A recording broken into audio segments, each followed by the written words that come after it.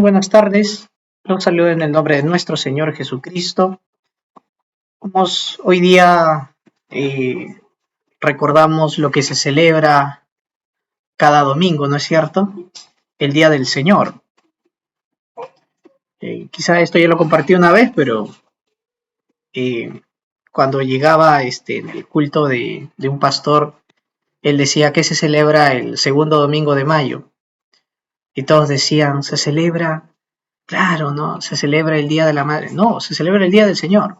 El segundo, el tercero, el cuarto y todos los domingos que nos reunimos se celebra el Día del Señor, ¿no? Será un recordatorio para ver que tenemos por sobre todo en nuestro corazón. Y de pasada saludo a todas las madres, pues que hoy es su día, ¿no? Calendario, por lo que Dios ha hecho en ellas, ¿no? Y los ha bendecido con sus hijos y con una gran labor que es predicar el Evangelio, enseñarlos en el Señor, para que cuando crezcan puedan dar testimonio correctamente de Cristo. Muy bien, vamos a comenzar entonces. El título del sermón del día de hoy se llama Una vida cristiana segura y prudente. Ese es el título. La cita principal es Deuteronomio 22:8, que nos dice, cuando edifiques una casa nueva, construye una baranda alrededor de la azotea, no sea que alguien se caiga de allí y sobre tu familia recaiga la culpa de su muerte. Es bien fuerte esta advertencia. Vamos a comenzar. Hermanos, y estamos viendo que dentro del capítulo 22 de Deuteronomio hay diversas leyes que los israelitas debían de considerar en su día a día. Por ejemplo, ya hemos visto que se tenía que devolver y prestar una ayuda obligatoria al hermano que lo necesitara, que perdiera alguna pertenencia, si su buey se quedaba caído en el camino, uno tenía que prestar rápidamente la ayuda, sea conocido, sea desconocido, sea de lejos, sea mi vecino, era necesario prestar esa ayuda. Eso hablaba mucho. También hemos hablado acerca de que no debíamos de vestirnos con ropa del género opuesto. Y también acerca de preservar al ave y no tomar sus crías, ¿no es cierto? Eso nos habla de la bondad y de la importancia de los pequeños, hasta del pequeño mandamiento de Dios.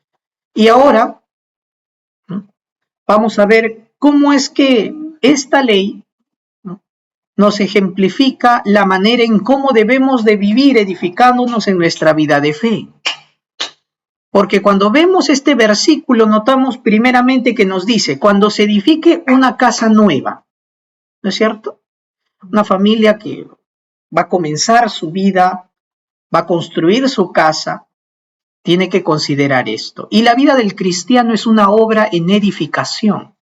Estamos en un proceso de construcción, de parecernos más a Cristo. Y esto es lo que debemos de considerar. Lo siguiente dice, construye una baranda alrededor de la azotea, ¿no es cierto? ¿Por qué? No sea que alguien se caiga de ahí. Esto nos habla también en la vida espiritual del cristiano que hay muchos peligros espirituales, así como hay peligros físicos, que nuestros actos pueden ocasionar grandes consecuencias, como también nuestras omisiones. El hecho de que el cristiano no haga algo también causa un gran daño. Y también nos dice que si no se construye esta baranda en la azotea, ¿no? Y alguien se accidenta cayéndose del techo, entonces el dueño de esa casa o de esa familia tiene toda la culpa de esa tragedia. No es porque yo no le dije, no, que suba, no importa las razones, la culpa es del dueño. ¿Por qué? Por no poder la baranda. Y esto nos habla lo que debemos de hacer. Porque si hay peligros constantes a lo que el cristiano día a día se enfrenta, debemos de aprender a cómo hacer morir el pecado y evitar las tentaciones que nos hacen caer. El cristiano debe entender que hay consecuencias por no ser prudentes, por no poner por obra la palabra de Dios. ¿De acuerdo? Entonces, lo primero que vamos a ver es que debemos de tomar medidas preventivas en contra del peligro, tanto físico como espiritual. Y vamos a ver que lo primero que nos dice acá en en las versiones, por ejemplo, he tomado la NBI para que se entienda más el versículo principal, pero vamos a ver que Reina Valera del 60 dice harás pretil, ¿no? La Biblia de las Américas dice le harás muro, ¿no? Entonces nos está hablando de una especie de vallado, ¿no? De murete. ¿Para qué? Para evitar las caídas, ¿no es cierto? Y esto nos lleva a pensar, ¿no? Cuando uno tiene su familia, tiene sus hijos y claro, no tiene su casa, ¿de qué modo uno procura la seguridad, el bienestar en la familia? Cuando hay niños en casa, por ejemplo, ¿no? Niños de 3 años, 4 años, que juguetean, corren por todos lados, ¿no? ¿Qué pasa? ¿No? Pueden meterse a la cocina, pueden meter su dedo en la toma de corriente, pueden tomar algo cortante del vidrio, del piso, si hay algún vidrio se pueden cortar, si hay alguna sustancia nociva que ha caído, ¿no? Entonces se pueden hacer daño. Y la familia y el dueño de la casa toman las medidas preventivas para limpiar y preparar todo y que no haya nada, especialmente que no suban a las escaleras, se pone un vallado ahí, ¿no? Una pequeña reja y así para limitar el acceso de los niños. Ocultar los productos de limpieza, todo fuera del alcance de los niños, ¿no es cierto? Y uno se previene. ¿Por qué? Porque conoce cómo son los niños y le da importancia a la vida de ellos. Pero ¿qué pasa cuando yo digo, no? No hay necesidad de poner una valla, de limpiar otra vez ahí, porque igual yo estoy acá, yo estoy cuidando al niño, yo estoy acá cuidando y me basto yo, mi fuerza, mi agilidad, mi destreza para verlos, para detenerlos en el momento que vayan. ¿Y les parece que esa conducta sea la más apropiada? ¿Confiar en nosotros, en nuestras habilidades para prevenir un accidente? Claro que no. Eso nos lleva a ser negligentes. Es por eso que la pregunta es, ¿por qué razón un israelita no pondría una valla de seguridad en el techo de su casa? ¿Por qué no lo pondría? Si Dios dice que se debe de poner, pero hay muchos que no lo pondrían. La mayoría uno dice, hoy qué pereza, ¿no? Hoy qué gasto, hoy que lleva esto mucho dinero o muchas razones. Pero la principal razón por la cual no hacerlo es la negligencia, hermanos. Y la negligencia, si buscamos su definición, es muy puntual, muy interesante. Dice, quiero leerle la definición. La negligencia es definida como la ausencia del cuidado o el descuido que por lo general implica riesgos para uno mismo o para terceros y se produce por la omisión del cálculo de las consecuencias previsibles y posibles de la propia acción. Esto nos habla claramente, hermanos, el peligro de ser negligentes. Eclesiastés capítulo 10, versículo 18 dice que por la negligencia se hunde el techo y por la pereza tiene goteras la casa. Es decir, todo posible accidente, toda posible falla, ¿no? En un hogar se debe principalmente a la negligencia del dueño o de los padres de la casa. Proverbios 12:24, los diligentes dominan a otros, mientras que los negligentes son dominados. Y esto va a hablar mucho después acerca de qué pasa cuando yo soy negligente en lo espiritual. El pecado me va a dominar a mí. Así sea el mejor cristiano, así me haya leído bastantes versiones de la Biblia. No solo somos responsables de las consecuencias de lo que pasa, hermanos, en nuestra vida, porque podemos decir que es nuestra casa, sino también con todo lo que eso implica para otros. Uno puede decir, ¿no? Pero está bien hacer esto, ¿no? Pero claramente lo que Dios hace es que tengamos cuidado de las posibles consecuencias. Santiago capítulo 4, versículo 17 dice bien claro, aquel pues que sabe hacer lo bueno y no lo hace, le es pecado. O sea, es claro. ¿Por qué Dios diría esto? Si yo sé hacer lo bueno y no lo hago es pecado. Porque claramente lo que Dios quiere llevarnos aquí es buscar el bien del otro.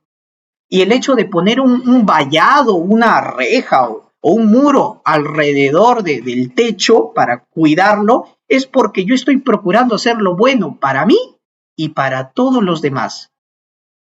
Y para todos los que entran en mi casa y para todos. Yo estoy procurando esa seguridad, ese bienestar. Entonces, velar por nuestra seguridad integral en todas las cosas y en tener cuidado en todo para prevenir todo tipo de peligros, ¿qué nos expresa eso? Dos cosas. Primero, que entendemos que tenemos responsabilidad en ello. Es nuestra responsabilidad. Aquel que no es consciente de que debe de prepararse y prevenir un peligro, entonces no quiere hacerse responsable o no está consciente de que es su deber. Levítico 5:17, miren esto, si alguien peca o incurre en algo que por mandamiento del Señor no se debe hacer, aun si no sabía que hacía mal, será culpable y cargará con su pecado. Levíticos, ¿se dan cuenta? Y esto prácticamente lo podemos relacionar como algo tan simple que poner una baranda. Job 19:4, aún admitiendo que yo me haya equivocado, las consecuencias son asunto mío, dice Job. Es mi culpa, tengo responsabilidad. Primera de Timoteo 5:8, porque si alguno no provee para los suyos, y especialmente para los de su casa, niega la fe y es peor que un incrédulo. Esto habla acerca de proveer la alimentación, la comida, pero también significa proveer la seguridad y el bienestar familiar. Eso implica pues la seguridad de los peligros, ¿no? Nos damos cuenta que la palabra nos lleva a ser responsables. Y lo segundo, esto no solo implica la responsabilidad, sino el amor hacia nuestro prójimo. Romanos 13:10, el amor no perjudica al prójimo, así que el amor es el cumplimiento de la ley. Sería perjudicable si no pongo barra de seguridad, pero por amor a él, aunque me cueste, lo hago.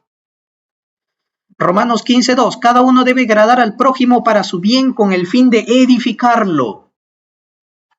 Si es para terminar la construcción, si es para todo eso, bienvenido sea. Primera de Corintios 10:24, nadie busque su propio bien, sino el de su prójimo. Entonces nos estamos dando cuenta que todas estas leyes apuntan a la responsabilidad que tenemos y al amor que consideramos por los demás. Y esto se ve reflejado, hermanos, de verdad bien bonito el Señor nos lo muestra en Marcos capítulo 2, del 1 al 12, porque, hermanos, a menudamente las casas en Israel, de un piso, de 2 pisos, la primera planta muchas veces se guardaban pues las cosas, como almacenes también, algunos animalitos. La parte superior del piso servía también incluso para estar, para vivir, y se usaba de muchas maneras, ¿de acuerdo? El techo de la casa de un israelita tenía diversos propósitos.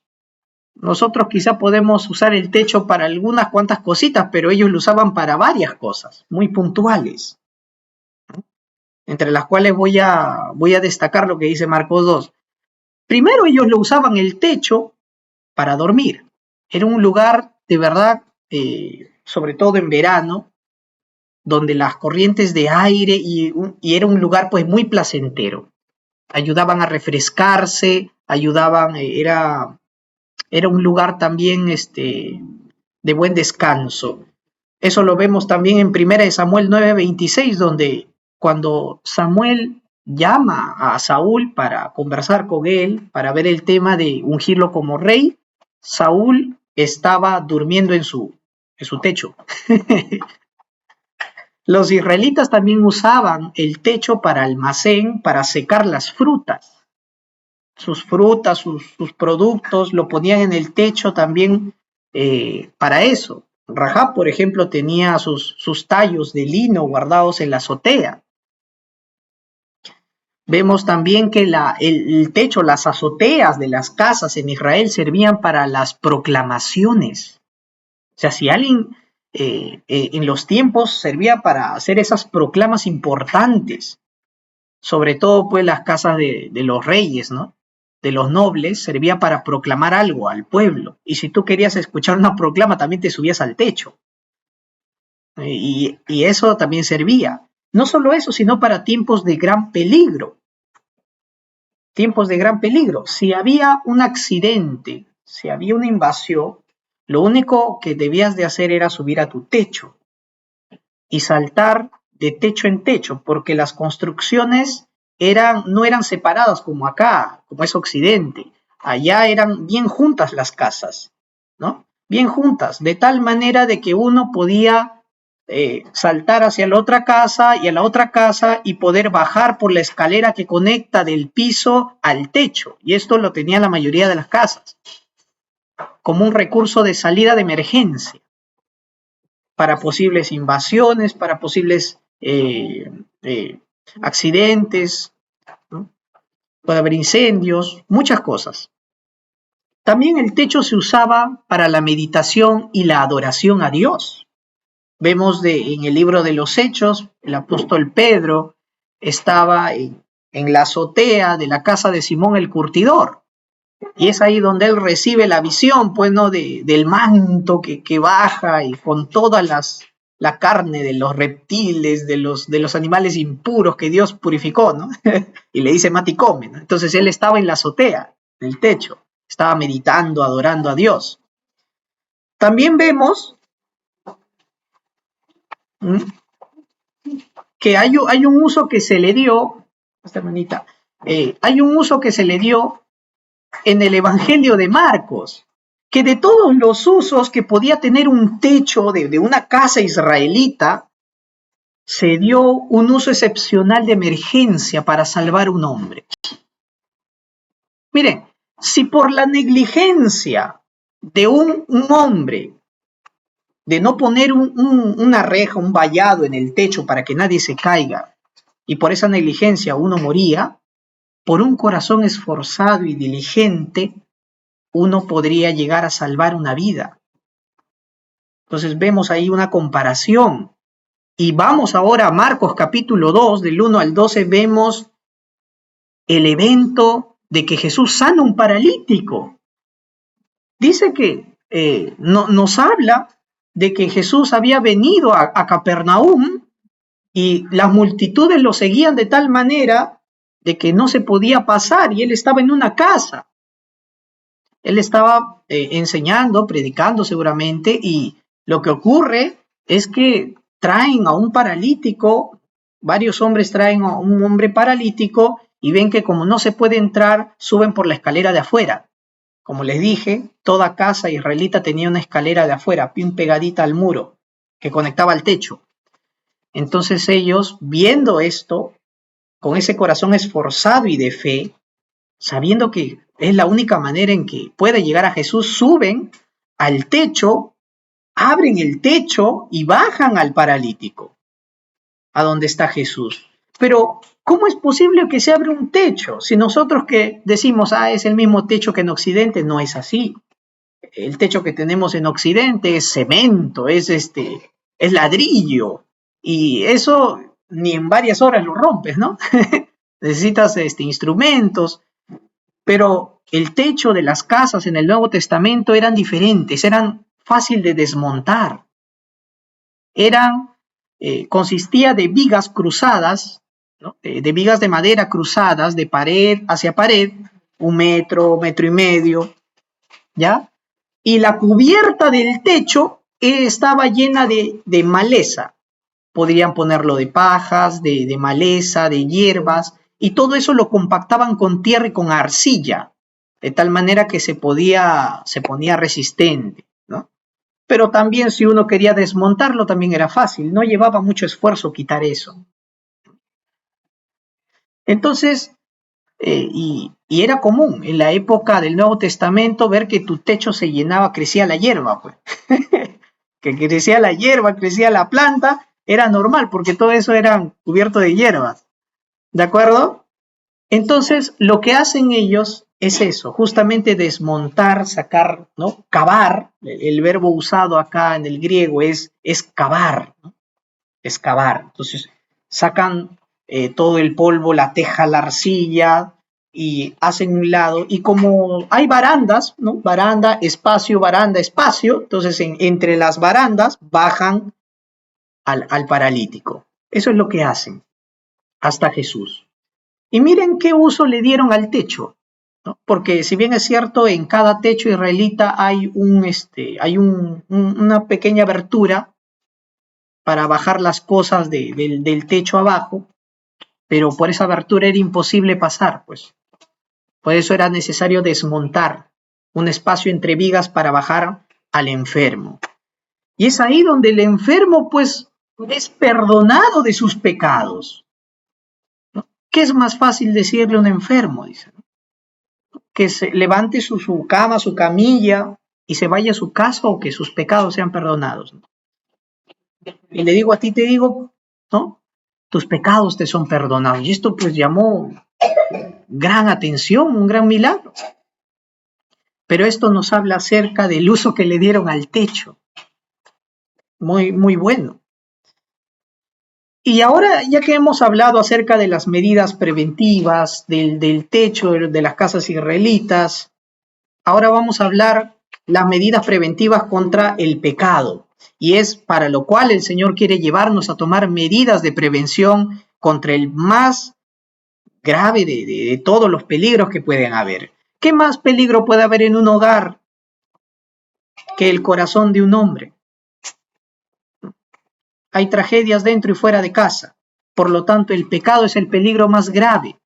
Y la tentación de caer en ese pecado es lo que debemos de considerar. Hay mucha gente que juega con la tentación haciéndose el fuerte. Porque yo soy un hombre bien instruido, moralmente sé qué es lo correcto y lo incorrecto, yo soy muy bien y a mí no me va a dominar ningún pecado, en cada situación puedo juzgar correctamente y desenvolverme de la mejor manera.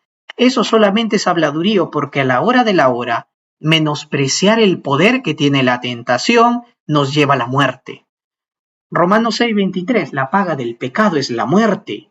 El hecho de jugar con la tentación nos lleva nada más a evidenciar nuestra necedad. No debemos de tomar en poco la tentación ni al pecado mismo. Proverbios 27:28 dice, tomará el hombre fuego, ¿no? en sus pechos, en sus brazos, sin quemarse la ropa.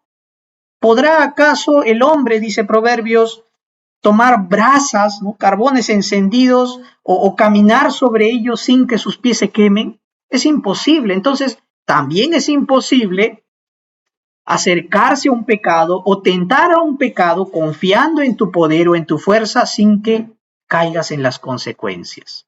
Es así. Por eso hay creyentes que muchas veces, para evitar el tema de la tentación y del pecado, van a la Biblia y lo que buscan en la Biblia son bonitos pasajes acerca del amor de Dios, acerca del perdón, y obvian el resto que habla acerca de prevenir el pecado. Ponte a orar, toma la palabra, evita las tentaciones, fortalécete espiritualmente, el pecado trae muerte, trae consecuencias, y eso evita. Tenemos en la Biblia un montón de ejemplos acerca de aquellas personas que se acercaron coqueteando, jugando con la tentación y que de verdad experimentaron gran tragedia. Eva, por ejemplo, ¿no?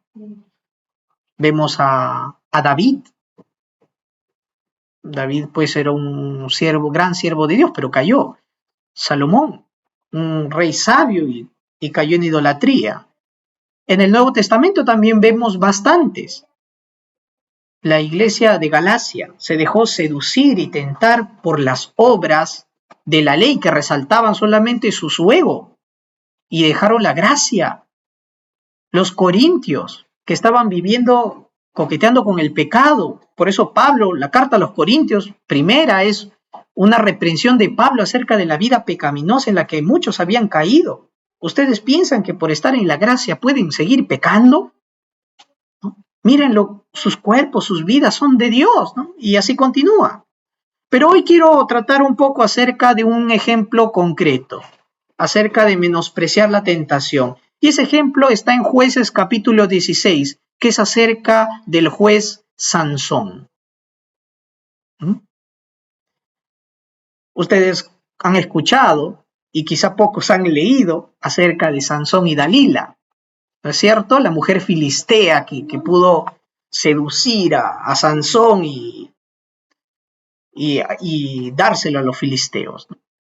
Hermanos, lo que hacía poderoso a Sansón, como muchos lo plasman, no era el cabello, era el voto del nazareo que se figuraba en su cabello que no se debía de cortar. ¿Mm? Sin embargo, los príncipes filisteos van y se acercan y le dicen, no podemos por la fuerza, pero nosotros sí podemos a través de otra manera, a través de la seducción y de la tentación. Por eso necesitamos a Dalila. No hay nadie que se resista a su belleza. Y le dicen, Dalila, sedúcelo. Mira por dónde reside su fuerza y de qué manera podemos vencerlo para atarlo y humillarlo. Esto está en Jueces 6 del 4 al 5. ¿Se dan cuenta? Miren lo que dice, ¿no? ¿Dónde reside su fuerza? Sedúcelo para que sea vencido, para que caiga. Sansón vio la belleza de la Dalila, pero no vio el peligro que eso venía. Cuando ignoramos las advertencias de Dios, eso nos ciega, hermanos. La tentación, una de las cosas que hace es cegarnos. Sansón comenzó a juguetear con Dalila. ¿Por qué? A darle oportunidad, ¿no? A jugar con Dalila, Dalila, átame, Dalila, no, puedes atarme de esta manera, con trozos de trigo, puedes atarme de esta otra manera. Y Sansón estaba jugando porque él sabía, yo puedo en cualquier momento, si vienen los filisteos contra mí, yo me libero con mi fuerza y los venzo, pues, y me salvo. Es igual a un hombre que dice, yo puedo caminar por el techo sin barandas porque conozco mi casa, conozco lo ágil que soy y no me va a pasar nada. Así que sin barandas no hay problema. Y llega un momento que se cae y muere. Es igual. Dalila le dice a Sansón, después de muchas veces de haberle engañado, de no decirle el secreto de su fuerza, y le dijo, mira, te has burlado de mí, me has dicho mentiras, dime cómo puedes ser atado. ¿Se dan cuenta? 2 veces más, 3 veces más. Sansón se creía invencible. Él decía que tenía el control de todo. Lo que hace la tentación, hermanos, es que nosotros poco a poco bajemos la guardia. Pongamos nuestra confianza en nosotros y no en el Señor. Por eso lo que hace la tentación y el pecado es atacar al corazón y someternos. Ella le dijo, ¿cómo puedes decirme te amo cuando tu corazón no está conmigo? Te has burlado 3 veces y no me has dicho dónde está tu fuerza. Y cuando ella lo apremiaba con sus palabras día tras día, lo apremiaba y su alma, la alma de Sansón, se afligía hasta la muerte, hasta que le dijo todo su corazón, le reveló todo de su fuerza. De tal manera que llegó a adormecerlo, le dio vino, todo, y le cortaron el cabello, ¿no es cierto? Hasta el punto que cuando ya llama a los filisteos Dalila, ¿no? Ya Sansón no podía liberarse. Dice la escritura, ella dijo, Dalila, los filisteos están sobre ti, Sansón, y despertó de su sueño y dijo, saldré como las otras veces y me liberaré, pero él no sabía que el Señor lo había dejado. Esto es de verdad demasiado triste, no saber que tanto permitir el pecado y la tentación, que ya el Señor no está contigo, de tantas veces, de tantas ocasiones, por ceder a la tentación. Dios no está con alguien que practica el pecado, tampoco aquel que comienza a ignorar sus advertencias. Puede estar en nosotros, pero lo contristamos hasta el punto de ya no escucharlo más. Y las consecuencias fueron graves, hermanos, porque el Señor se alejó de él. Cuando leemos qué le pasó a Sansón, uno dice, ¿A Sansón qué le hicieron? Le quitaron los ojos, ¿no es cierto? Le quitaron los ojos. ¿Fue bueno o fue malo? ¿Fue bueno para Sansón? ¿Fue bueno Dios que hizo que le quitaran los ojos o fue malo Dios que permitió que le arrancaran los ojos a Sansón? ¿Qué dicen?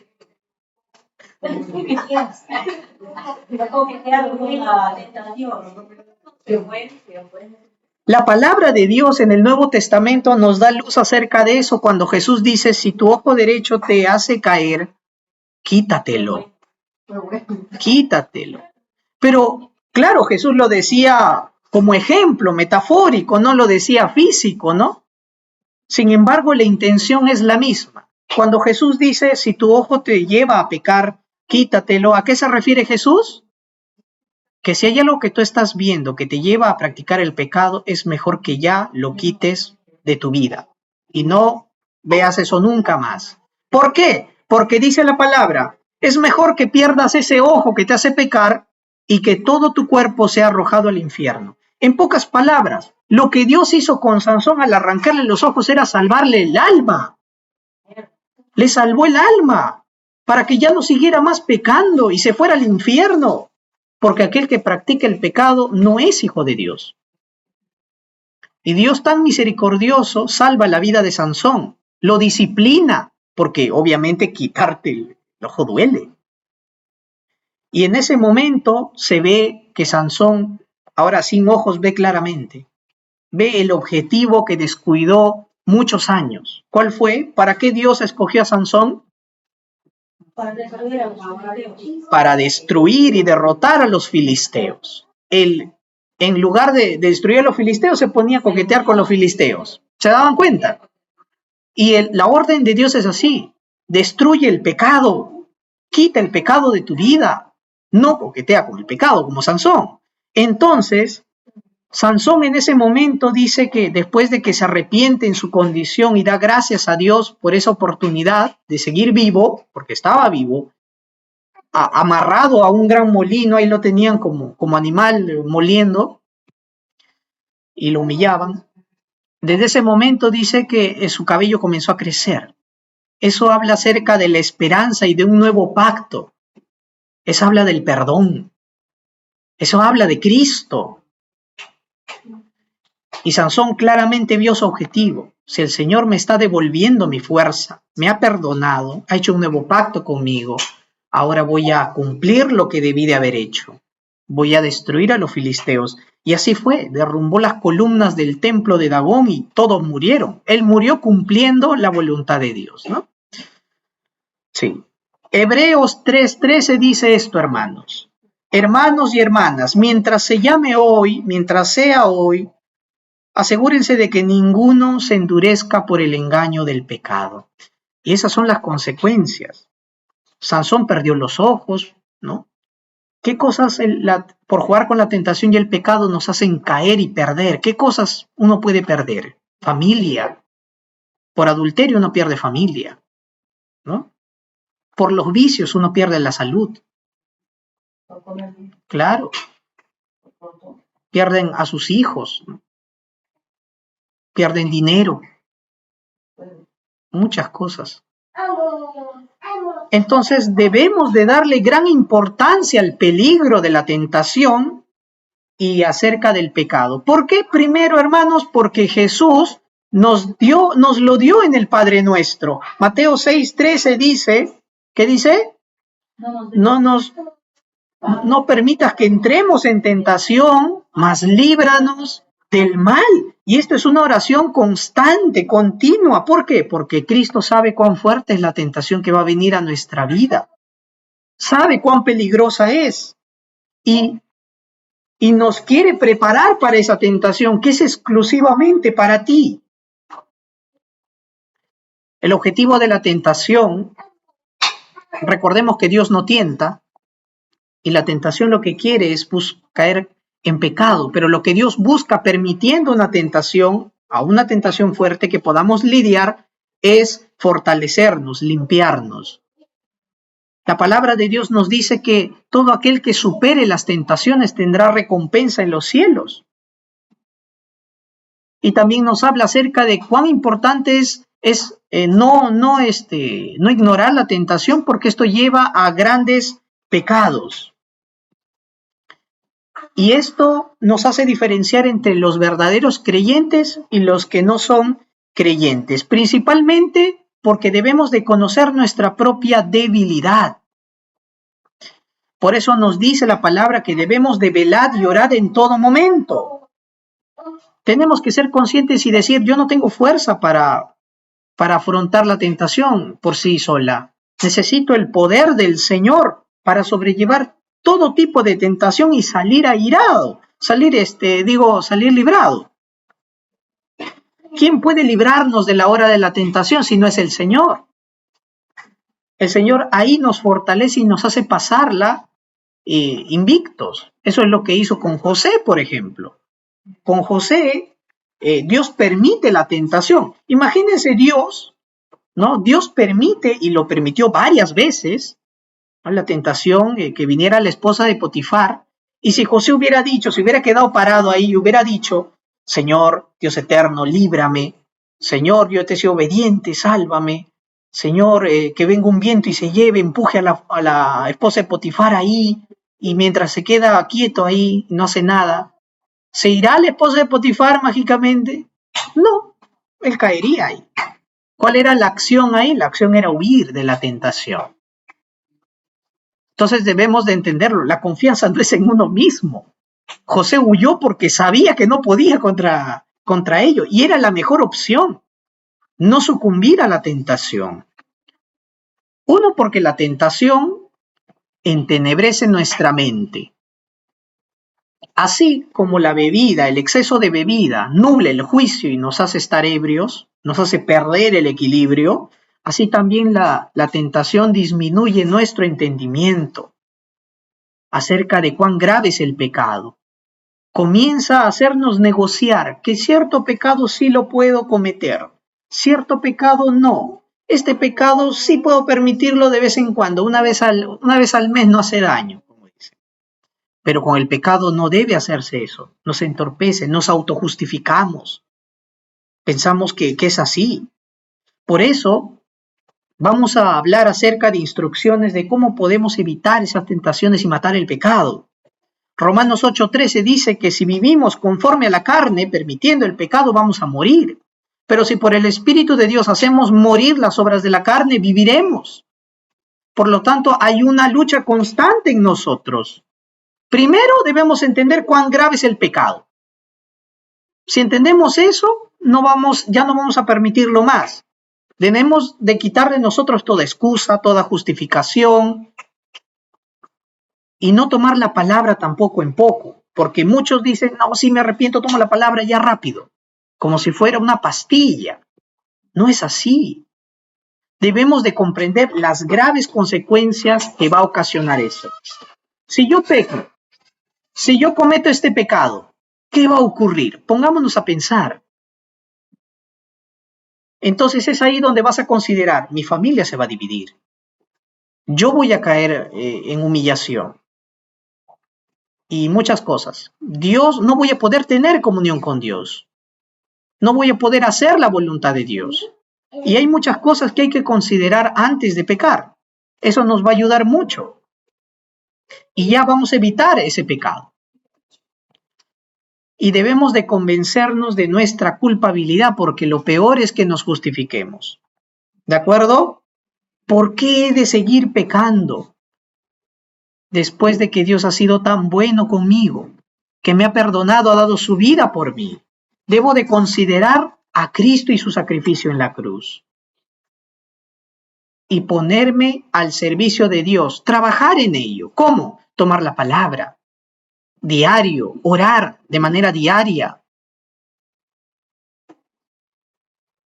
identificar también las cosas que permiten que el pecado entre a mi vida. ¿Qué cosas permiten? Esta junta con estas personas permiten el pecado en mi vida, perfecto, hasta ahí nomás con esas personas. Y debo hacerle frente, no esperar que el pecado retumbe y venga constantemente. a la primera señal de pecado, postrarnos ante el Señor.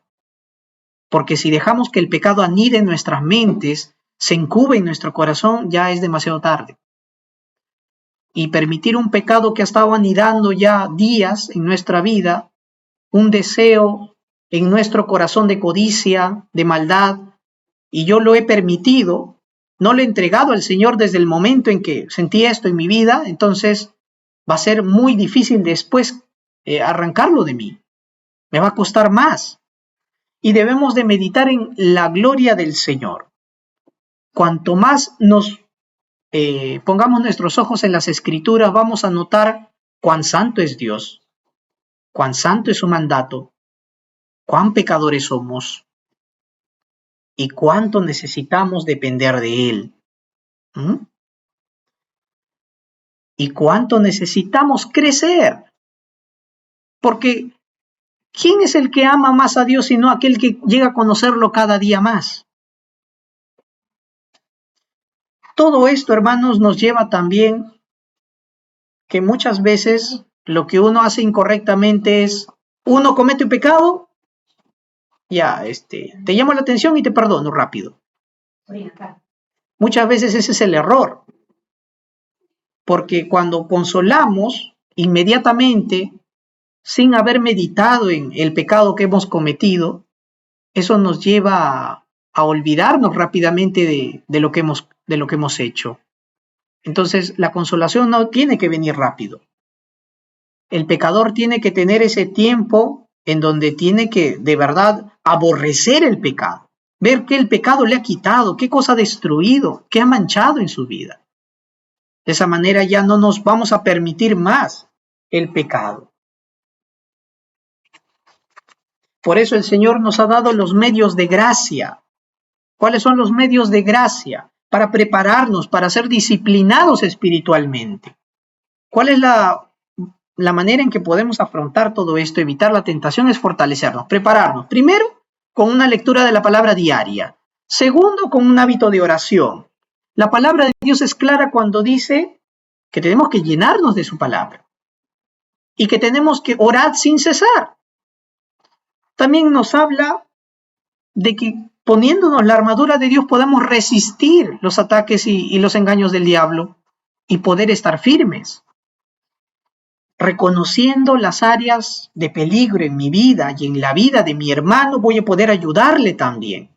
Hermano, si tú estás lidiando con este problema, yo te puedo ayudar. Mira, esto me ha funcionado a mí. Haz esto. Y yo ya estoy levantando una valla en su vida para que no caiga. ¿No es cierto? ¿Cuánto conocemos a nuestros hermanos? ¿Cuánto los podemos ayudar a que no caigan?